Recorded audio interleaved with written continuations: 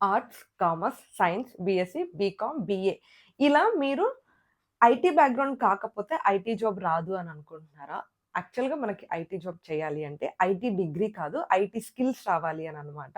లేదు మేము non IT background నుంచి వచ్చాము. మేము ఐటీ జాబ్స్‌లో ఎలా ఎళ్ళాలి తెలియట్లేదు అని అనుకునే వాళ్ళకి ఈ వీడియో మీకోసమే. వీడియో ఎక్కడ స్కిప్ చేయకుండా చూడండి. చాలా ఇన్ఫర్మేటివ్‌గా ఉంటుందనమాట. Hello everyone! Welcome to my channel Mounika Rajesh vlogs. అందరూ అనుకుంటున్న బిగ్గెస్ట్ మిత్ ఏంటంటే, కోడింగ్ రాకపోతే ఐటీ జాబ్ చేయలేము అని చెప్పేసేసి. అండ్ ఇంకొకటేంటంటే, బీటెక్ లేదా ఎంసీఏ చేసిన వాళ్ళకి మాత్రమే ఐటీలో జాబ్స్ ఉంటాయి అని చెప్పేసి. అలా ఏం లేదు. ఐటీలో లాజిక్, కమ్యూనికేషన్ లేదా కొన్ని టూల్ బేస్డ్ ఉంటాయన్నమాట. టూల్స్ బేస్డ్ చేసుకొని అండ్ కొన్నేంటంటే డిఫరెంట్‌గా ఓన్లీ ఆ డొమైన్ నాలెడ్జ్ వస్తే సరిపోతదనమాట. డొమైన్ నాలెడ్జ్‌ని బేస్ చేసుకొని చాలా జాబ్స్ ఉంటాయి. దానికోసం మీరు బీటెక్ చేసుండాల్సిన అవసరమో, లేదంటే ఎంసీఏ అలా చేసుండాల్సిన అవసరం లేదనమాట. మీకు ఆ డొమైన్ నాలెడ్జ్, కొంచెం కమ్యూనికేషన్ స్కిల్స్ ఇవొచ్చినా కూడా సరిపోతుంది. సో, నాన్ ఐటీ బ్యాక్‌గ్రౌండ్ ఉన్న వాళ్ళు ఐటీలోకి ఈజీగా ఎంటర్ అయ్యే రోల్స్ ఏంటో చూద్దాము. అండ్ ఫస్ట్ వచ్చేసేసి టెస్టింగ్ అనమాట. ఇది అందరికీ తెలిసే ఉంటుంది. అంటే లైక్ టెస్టింగ్ కోడింగ్ లేదా నాన్ ఐటీ కోడింగ్ రాని వాళ్ళకి, నాన్ ఐటీ బ్యాక్‌గ్రౌండ్ నుంచి వచ్చే వాళ్ళకి టెస్టింగ్ ఫస్ట్ ఈజీగా ఉంటుంది అని చెప్పేసేసి. మాన్యుయల్ టెస్టింగ్ చాలా ఈజీగా ఉంటుంది. మీరు ఇనీషియల్‌గా జాబ్ స్టార్ట్ చేయడానికి ఒక ఫ్రెషర్ లాగా వెళ్తూ ఉండుంటే ఆ లాజిక్ అర్థం చేసుకొని, తర్వాత ఆటోమేషన్ టెస్టింగ్ అని చెప్పేసేసి టెస్ట్ కేసెస్ రాయడం ఇలా చాలా ఉంటాయి టెస్టింగ్‌లలో కూడా. సో, మీరు చిన్న చిన్నగా మీ స్కిల్‌ని బిల్డ్ చేసుకుంటూ ఉండుంటే టెస్టింగ్‌లో కూడా ఇంకా నెక్స్ట్ లెవెల్స్‌కెళ్ళేసి మంచి ప్యాకేజెస్ లేదా మంచి రోల్స్‌లో ఉండే ఛాన్సెస్ ఉంటాయన్నమాట. ఇప్పుడు చాలా మంది గూడా ఏఐ వల్ల ఈ టెస్టింగ్ జాబ్స్‌కి ఎక్కువ రిస్క్ బికాజ్ ఏఐ ఈజీగా టెస్ట్ చేసేస్తుంది మనం ఏం చేయాలో అవి అని అనుకుంటున్నారు. బట్ ఇందులో గూడా చాలా స్కోప్ ఉంటుంది. AI just what the functionality అని టెస్ట్ చేయగలుగుతది గానీ, ఇన్ డీటెయిల్డ్‌గా లాజిక్ ఎలా ఉంటుంది అండ్ ఆటోమేషన్ టెస్టింగ్ ఫుల్‌గా పెర్ఫార్మ్ చేయలేదన్నమాట. సో, మనం చిన్న చిన్నగా కెరియర్‌ని అలా గ్రోత్ చేసుకుంటూ వెళ్తే టెస్టింగ్ జాబ్‌లో ఈజీగా సెటిల్ అవ్వచ్చు. అండ్ నెక్స్ట్ రోల్ వచ్చేసేసి బిజినెస్ అనలిస్ట్ అనమాట. బిజినెస్ అనలిస్ట్ అంటే ఏంటంటే యూజువల్‌గా డెవలపర్స్‌కి అండ్ క్లయింట్‌కి మధ్యలో ఒక బిజినెస్ అనలిస్ట్ ఉంటారు. వీళ్ళు ఇద్దరి మధ్య మీడియేటర్ లాగా వర్క్ చేస్తూ ఉంటారనమాట. అక్కడి నుంచి వచ్చే రిక్వైర్మెంట్‌ని డెవలపర్‌కి లేదా టీమ్‌కి ఎక్స్‌ప్లెయిన్ చేస్తూ ఉంటారు. ఈ రోల్స్‌లో మనకి జస్ట్ ఆ ప్రాసెస్ ఏంటి అని అర్థమైతే సరిపోతుంది. దాంతో పాటు కొన్ని మంచి కమ్యూనికేషన్ స్కిల్స్ ఉండాలి. సో దట్ అప్పుడే మీరు మోస్ట్‌లీ మనకి యూఎస్ క్లయింట్స్, ఫారెన్ క్లయింట్సే ఉంటారు గాబట్టి వాళ్ళతో కమ్యూనికేషన్ ఎక్కువ ఇంపార్టెంట్. మీకు ఆ లాజిక్ లేదా ఆ రిక్వైర్మెంట్ ఎంత అర్థమవుతుంది అన్న దానికన్నా గూడా. సో, కొంచెం కమ్యూనికేషన్ స్కిల్స్ మేనేజ్ చేయగలిగితే బిజినెస్ అనలిస్ట్ చాలా బెటర్‌గా ఉంటుంది. ఆర్ట్స్, కామర్స్ ఈ బ్యాక్‌గ్రౌండ్ ఉన్న వాళ్ళకి ఈ రోల్ చాలా పర్ఫెక్ట్‌గా ఫిట్ అవుతుంది. అండ్ నెక్స్ట్ రోల్స్ వచ్చేసేసి డేటా అనలిస్ట్ అన్నమాట. ఇవి కూడా అంతే.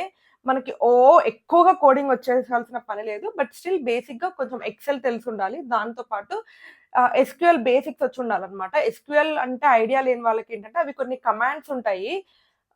క్వెరీస్ లాగా ఉంటాయన్నమాట. మనకి ఆ క్వెరీస్ కొంచెం లిమిటెడ్‌గానే ఉంటాయి. అంటే నేర్చుకోవచ్చు. పెద్దగా లాజిక్ ఉపయోగించి చేయకపోయినా గూడా ఆ క్వెరీస్ కొంచెం తెలిసుండుంటే ఆహ్, ఇందులో కొంచెం గెట్ ఇన్ అవ్వచ్చు. పవర్ బిఐ టూల్ అని ఇలా ఉంటాయి కొన్ని tools.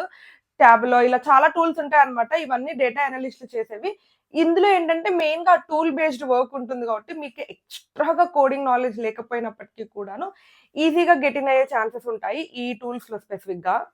Support or application support roles అని ఉంటాయన్నమాట. యూజువల్‌గా ఇప్పుడు మనము ఐటీలో ఉంటాయి గదా! ఐటీ డిపార్ట్‌మెంట్ అని జెప్పేసేసి సెపరేట్‌గా ఉంటుంది. అక్కడేంటంటే సిస్టమ్ గురించి మీకు ఎక్కువ తెలుసున్న ట్రబుల్ షూటింగ్, నెట్వర్క్ ఇష్యూస్ గాని, సిస్టమ్‌లో ఏదన్నా వచ్చినా లేకపోతే సిస్టమ్ వర్క్ అవ్వకపోయినా ఇలాంటివన్నీ యూజువల్‌గా ఒక డెవలపర్‌కి లేదా ఒక సాఫ్ట్‌వేర్ ఎంప్లాయీకి ఏమన్నా సిస్టమ్ ఇష్యూస్ వస్తే ఈ ఐటీ డిపార్ట్‌మెంట్ దగ్గరికి వెళ్తారనమాట. వాళ్ళు మోస్ట్‌లీ కొత్త జాయినర్స్ ఎవరన్నా ఉంటే ఆ సిస్టమ్ సెటప్ జేయడము, లేదంటే ఆల్రెడీ ఉన్న సిస్టమ్స్‌కి ఏదన్నా ఇష్యూ ఉంటే అవి ఫిక్స్ చేయడము, ట్రబుల్ షూటింగ్ జేయడం. ఇవన్నీ ఎంట్రీ లెవెల్ జాబ్స్ అన్నమాట. ఇందులో గూడా ప్యాకేజెస్ మంచిగానే ఉంటాయి. మనకి అంతగా కోడింగ్ స్కిల్స్ అవసరం లేదు గానీ, సిస్టమ్ గురించి బాగా తెలిసుంటే సరిపోతుంది. ఇవి మనం నేర్చుకోవచ్చు. ఈజీగా ఉంటుంది నేర్చుకోవడానికి కూడా. సో, ఈ రోల్స్ కూడా ఇంకొక బెస్ట్ ఆప్షన్ అన్నమాట. మేమిట్లా నాన్ ఐటీ బ్యాక్‌గ్రౌండ్‌లో ఉన్నాము అని అనుకునే వాళ్ళకి. ఇప్పుడు మనం step by step entry plan జూద్దాం. ఎలా మనం ఒక ఐటీ రోల్‌లోకెళ్ళాలంటే ఏమేం స్టెప్స్ ఫాలో అవ్వాలి అని జెప్పేసి చూద్దాం. వీడియోలో ఇంకా కంటిన్యూ అయ్యే ముందు మీరిక్కడి వరకు కంటిన్యూయస్‌గా చూసారు అంటే మీకు వీడియో నచ్చింది అని అనేసి అనుకుంటున్నాను.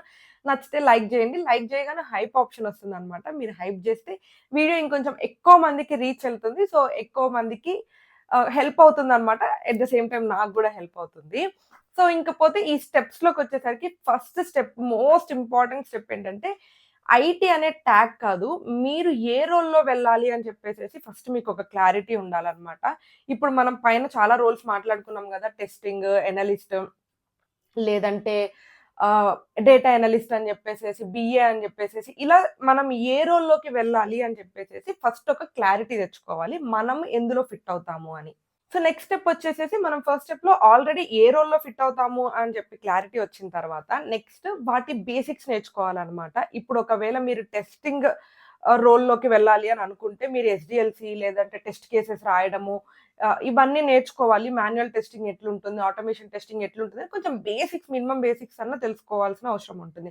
అండ్ ఒకవేళ మీరు డేటా అనలిస్ట్ అవ్వాలి అని అనుకుంటే, ఎక్సెల్ గురించి, ఎస్‌క్యూఎల్ బేసిక్స్ ఏంటి, ఇవన్నీ కొన్ని బేసిక్స్ నేర్చుకోవాలి. అట్లనే బిజినెస్ అనలిస్ట్ అంటే గూడా అసలు ఏముంటుంది సాఫ్ట్‌వేర్ ప్రాసెస్‌లో అండ్ కమ్యూనికేషన్ స్కిల్స్ ఎలా కమ్యూనికేట్ చేయాలి, ఏంటి అని ఇలా మనం ఏ రోల్‌లో ఫిట్ అవ్వాలి అని అనుకుంటున్నామో, ఆ రోల్‌కి సంబంధించిన కొన్ని బేసిక్స్ నేర్చుకోవాలనమాట.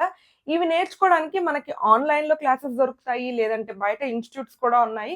ఇన్‌స్టిట్యూట్స్ హెల్ప్ తీసుకొనైనా గూడా మనం స్కిల్ ఇంప్రూవ్‌మెంట్ జేసుకోవచ్చు. సో, ఫ్రెషర్‌గా మెయిన్‌గా జాబ్ ట్రై చేస్తున్నప్పుడు అందరూ చేసే తప్పేంటంటే, ఒక రియల్ టైమ్ ప్రాజెక్ట్ లేకపోవడం వల్ల వాళ్ళ రెజ్యూమే ఆటోమేటిక్‌గా వీక్ అయిపోతుందనమాట. సో, ప్రాక్టీస్ ప్రాజెక్ట్స్ అంటే ఆల్రెడీ ఏదైనా ఒక ప్రాక్టీస్ ప్రాజెక్ట్ జేసేసి, దానికి రియల్ టైమ్‌లో ఎలా వర్క్ జేస్తామో, రియల్‌గా ఒకవేళ మనం టెస్టింగ్‌కి రోల్‌కి ఎళ్తుంటే ఆహ్, టెస్ట్ కేసెస్ ఎలా రాస్తారు? ఒక సినారియో, ఒక ఫంక్షనాలిటీ వచ్చినప్పుడు దాన్ని ఎలా టెస్ట్ చేస్తారు? ఏంటి అని జెప్పేసేసి ఒక రియల్ టైమ్ ప్రాజెక్ట్‌ని మీ రెజ్యూమేలో ఇంక్లూడ్ చేసుకుంటే అది కొంచెం హెల్ప్ అవుతూ ఉంటదనమాట. చాలా మంది ఫ్రెషరే గదా! అవసరం లేదని అనుకుంటారు. But this will add more weight to your resume. The most important thing నెక్స్ట్‌దొచ్చేసేసి రెజ్యూమేని చాలా స్మార్ట్‌గా ప్రిపేర్ జేయాలన్నమాట. చాలా మంది ఒకవేళ ఫ్రెషర్స్ అయితే వాళ్ళ డిగ్రీని హైలైట్ జేస్తూ ఉంటారు. ఎంత పర్సెంట్ వచ్చింది? డిగ్రీ ఎక్కడ జేసాము? ఏంటి? అని జెప్పేసేసి. But no one cares about it. Basic percentage జూస్తారు గానీ, దాన్ని మరీ అంతగా హైలైట్ జేయాల్సిన అవసరం లేదు. మీ స్కిల్స్‌ని హైలైట్ జేయండి. మీరేదైనా ప్రాజెక్ట్స్ చేసుంటే, ఆ ప్రాజెక్ట్స్‌ని హైలైట్ జేయండి. ఒకవేళ మీరు ఆల్రెడీ ఎక్స్‌పీరియన్స్‌డ్‌గా వెళ్తూ ఉండుంటే, అక్కడ మీరు చేసిన అసలు ప్రాజెక్ట్ ఏంటి? దాంట్లో ఎలాంటి స్కిల్స్ యూజ్ చేశారు? అనే దానితో పాటు, మీ షిఫ్ట్‌కి ఏదైతే రీజన్ వల్ల మీరు చేంజ్ అవ్వాలనుకుంటున్నారో, దాన్ని కొంచెం హానెస్ట్‌గా మెన్షన్ చేయడానికి ట్రై చేయండి. అండ్ లాస్ట్ స్టెప్ వచ్చేసేసి అప్లై స్మార్ట్ అనమాట. మనం నౌకరీలోనో, లింక్డ్ఇన్‌లోనో ఎక్కడైనా మీ ప్రొఫైల్ పెట్టినప్పుడు ఆబ్వియస్‌గా మన ప్రొఫైల్ ఉండగానే మనకి చాలా సజెషన్స్ వస్తూ ఉంటాయన్నమాట జాబ్స్. కానీ మీరు డీటెయిల్డ్‌గా మీ జాబ్ డిస్క్రిప్షన్ చూసేసి అది ఎంట్రీ లెవెల్ రోలా? లేకపోతే అసలు ఏం రోలు? మీ స్కిల్స్‌కి మీరు ఇప్పటివరకు నేర్చుకున్న దానికి అది ఫిట్ అవుతుందా? లేదా? అని కొంచెం స్మార్ట్‌గా అనలైజ్ చేసుకొని అప్లై చేయాలి. అప్పుడు ఏంటంటే కొంచెం వాళ్ళ రిక్వైర్మెంట్స్‌కి మీ రెజ్యూమేకి మ్యాచ్ అయినప్పుడు కొంచెం ఎక్కువ అప్రోచింగ్ ఛాన్సెస్ ఉంటాయన్నమాట. సో, స్మార్ట్‌గా అప్లై చేయడం గూడా చాలా ఇంపార్టెంట్ రోల్ ప్లే చేస్తుంది. అండ్ మోస్ట్ ఇంపార్టెంట్ థింగ్ ఆబ్వియస్‌గా మీరు నాన్ ఐటీ బ్యాక్‌గ్రౌండ్ నుంచి ఐటీలోకి వెళ్ళాలి అని అనుకుంటున్నారు కాబట్టి 99% పడే క్వెషన్ ఏంటంటే మీరు నాన్ ఐటీ బ్యాక్‌గ్రౌండ్ కదా! ఐటీలోకి ఎందుకు వెళ్ళాలనుకుంటున్నారు అని.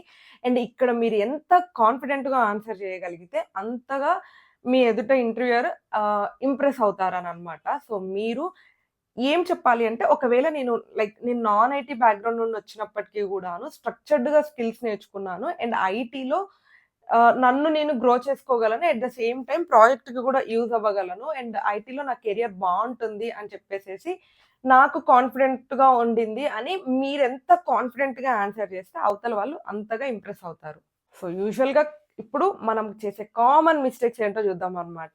ఏంటంటే ఐటీలోకి వెళ్ళాలి అని అనుకోగానే 10 మంది 10 సజెషన్స్ ఇచ్చేస్తారు. అది నేర్చుకో, ఇది నేర్చుకో అని చెప్పేసేసి అందరూ చెప్పినయి నేర్చేసుకుంటామనమాట. No, never do that. ఏదో ఒక స్కిల్‌కి స్టిక్ అవ్వండి. అది పర్ఫెక్ట్‌గా నేర్చుకోండి. అండ్ చాలా పేషెన్స్ ఉండాలనమాట ఐటీలో. ఒకవేళ మనము ఏదైనా ఒక స్కిల్ నేర్చుకొని జాబ్ రావాలి అనంటే అండ్ నెక్స్ట్ మెయిన్ థింగ్ వచ్చేసేసి ఫేక్ ఎక్స్‌పీరియన్సెస్ పెట్టకండి. అది ఒకవేళ పెట్టినా గూడా ఇట్ విల్ ఎఫెక్టివ్ ఎస్పెషల్లీ ఈ డేస్‌లో చాలా రిస్క్ అవుతుందనమాట.